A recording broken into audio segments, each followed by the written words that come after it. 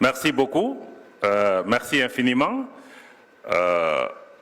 Je dois d'abord dire que hier, jusqu'à hier, quand les uns et les autres parlaient, je pensais vraiment que je faisais partie des jeunes. Mais quand j'ai écouté les uns et les autres, je me suis rendu compte que je n'en fais malheureusement pas partie. Mais Robert et moi, nous demandons de travailler avec nos jeunes gens pour encore élever l'âge de la jeunesse jusqu'à notre niveau, pour nous permettre de travailler ensemble. Parce que quand j'écoutais un peu aujourd'hui notre doyen, le Premier ministre Zerbo, il a parlé de décrochage. Je crois que si nous ne faisons pas attention, en écoutant nos jeunes gens depuis hier et ce qu'on voit dans nos rues et dans nos capitales depuis un certain moment, c'est-à-dire qu'il y a de sérieux risques de décrochage entre la jeunesse et les autres. Donc, ça veut dire qu'il faut vraiment que nous prenions conscience de la situation et que nous voyons avec les jeunes gens comment maintenir cette connectivité entre nous pour nous permettre de travailler, pour pouvoir relever nos pays. Je dis ça en même temps, je crois qu'il y a aussi des motifs de pouvoir espérer, hein, parce que c'est vrai, l'âge médian des dirigeants africains est assez élevé, mais en même temps aussi, il y a beaucoup de jeunes dirigeants qui arrivent. Le président du Burkina a moins de 40 ans, le président du Mali a à peine la quarantaine, le président du Sénégal est dans la quarantaine, le Tchad, le Gabon. On espère encore que cet âge médian va encore baisser avec tout le travail qui est en train d'être fait. Et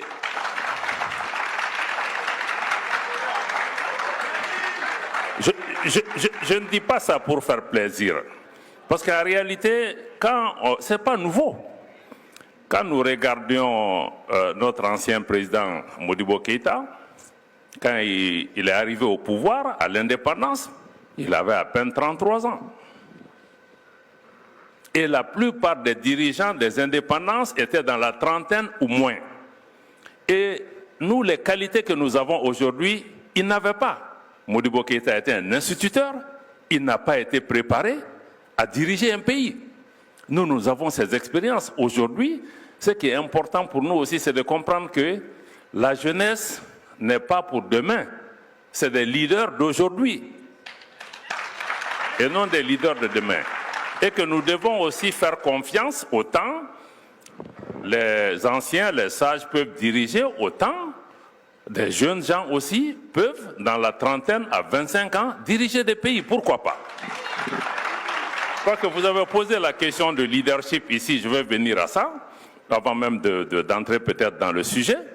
C'est vrai, on peut définir le leadership comme on veut. Mais bon, dans le cas de dire, bon, c'est un leadership, c'est une vision, comment quelqu'un peut créer la connectivité avec ses citoyens, comprendre leurs besoins, définir une définition, s'assurer que les gens sont équipés, mobilisés, entraînés pour pouvoir le suivre, pour pouvoir dresser un chemin pour arriver à cette destination. Mais moi, je veux peut-être prendre à l'inverse pour se dire que le leadership n'est pas individuel. On peut aussi exercer un leadership collectif.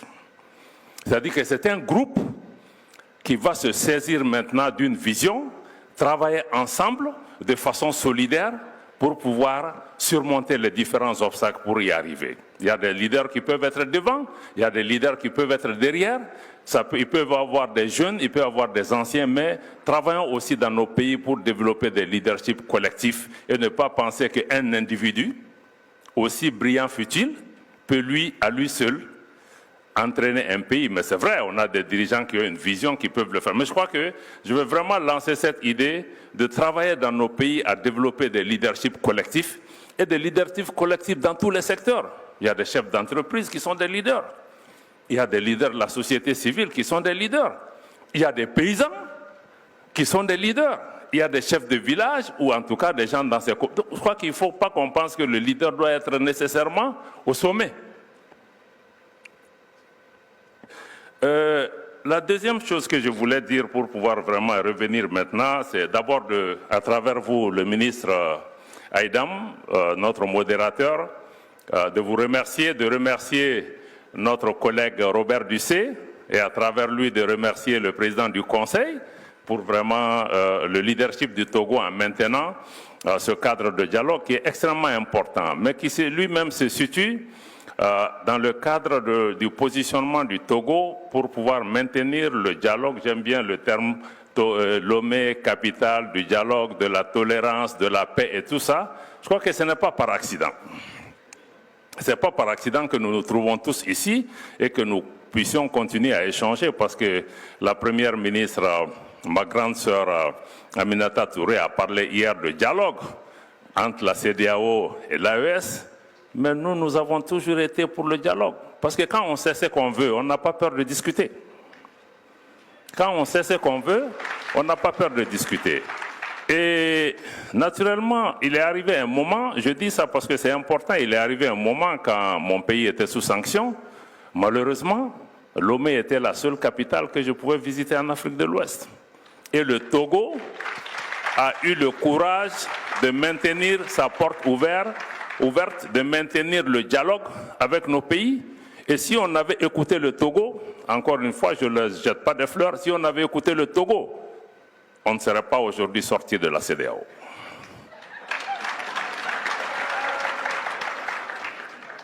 Ça n'a pas fait que des amis au Togo, mais je crois que parce qu'ils ont eu une posture de dire que quels que soient les problèmes de nos frères, il faut qu'on travaille dans la solidarité, il faut qu'on cherche à les comprendre, il faut qu'on les accompagne.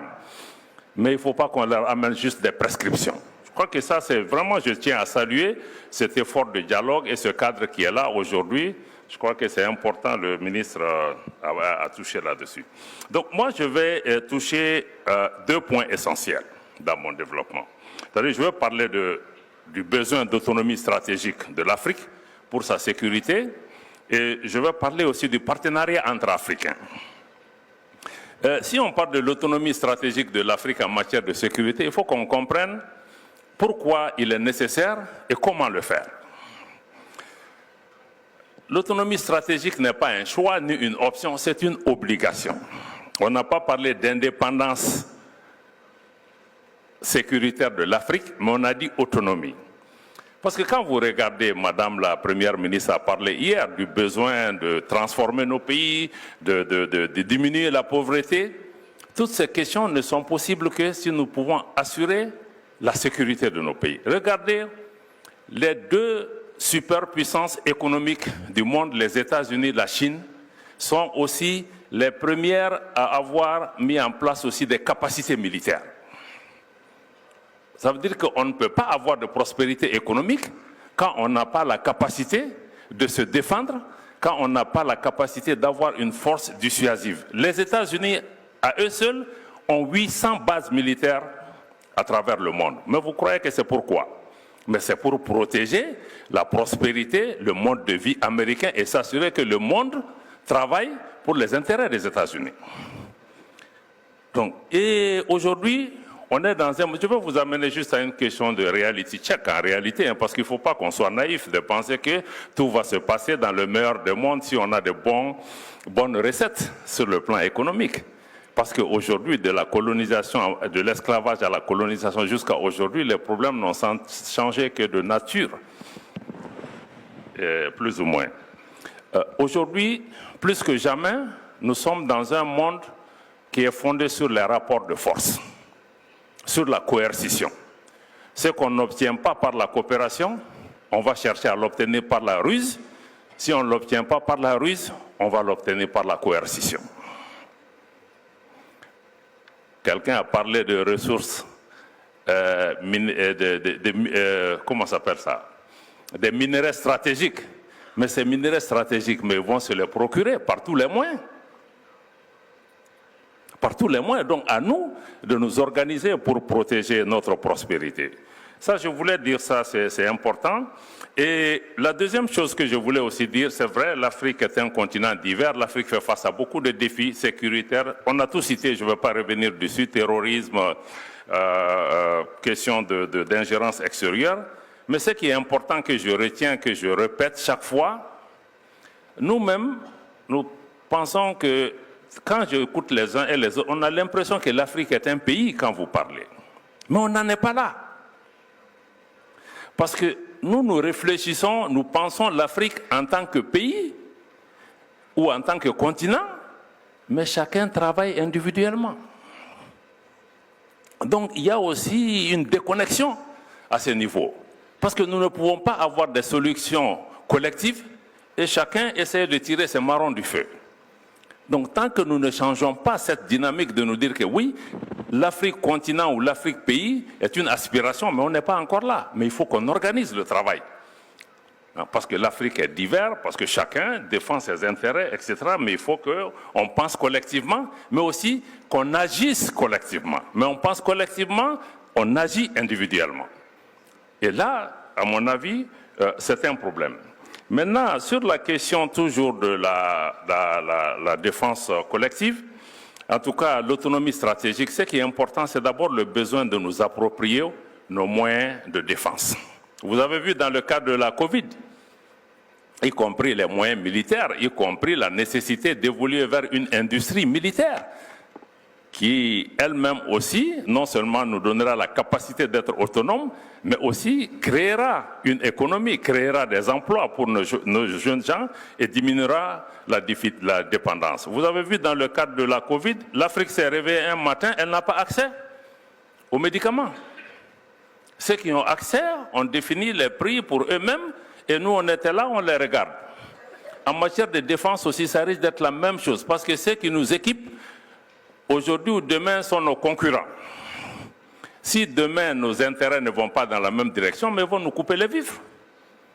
Donc pourquoi nous ne pouvons pas, parce que les pays africains aujourd'hui, chacun investit dans sa défense individuellement. On peut le faire aussi collectivement. Au-delà de ça, il faut qu'on comprenne que l'autonomie stratégique de l'Afrique en matière de sécurité n'est pas qu'une réponse sécuritaire. Parce que l'autonomie stratégique sécuritaire englobe des dimensions qui doivent aller au-delà du sécuritaire. Les ressources naturelles, leur transformation au bénéfice du continent, c'est une dimension importante. Les moyens de télécommunication dont on a parlé, les industries, les nouvelles technologies que nous devons maîtriser et contrôler, l'énergie, on en a parlé, c'est une dimension essentielle, l'information, la désinformation et le contrôle de l'intelligence artificielle sont des dimensions importantes. La sécurité alimentaire, le ministre angolais en a parlé hier, que celui qui contrôle ton ventre contrôle ton esprit. Et moi j'irai plus loin pour dire que celui qui contrôle ton esprit contrôle aussi ton cœur. Même ta motivation pour défendre, protéger ton pays n'est pas parce qu'aujourd'hui, la colonisation, ou en tout cas l'hégémonie à laquelle on assiste dans le monde, c'est qu'on ne nous envoie plus les militaires.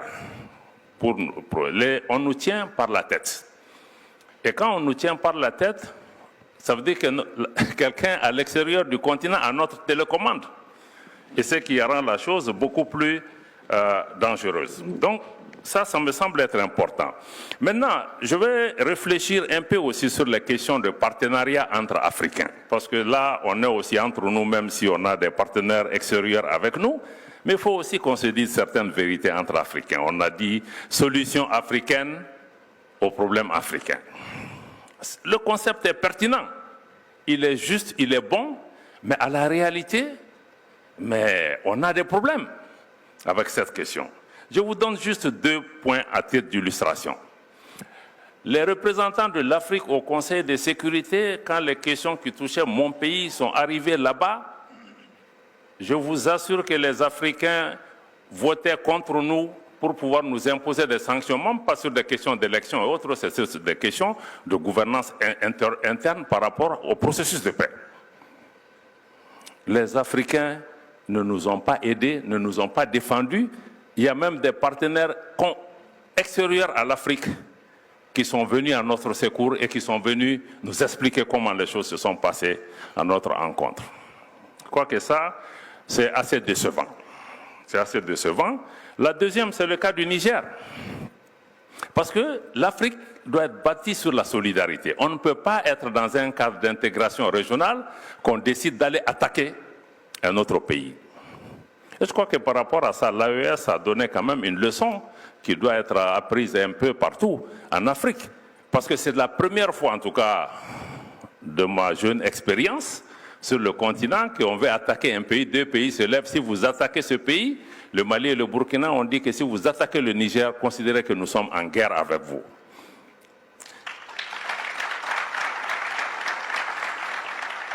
Vous vous imaginez si l'Afrique avait tenu le même discours quand on a voulu attaquer la Libye, qu'est-ce qui se serait passé?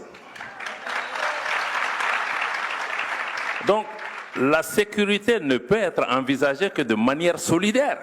Il faut qu'on se sente lié au-delà des discours. Donc ça me semble être important comme élément. Deux derniers points.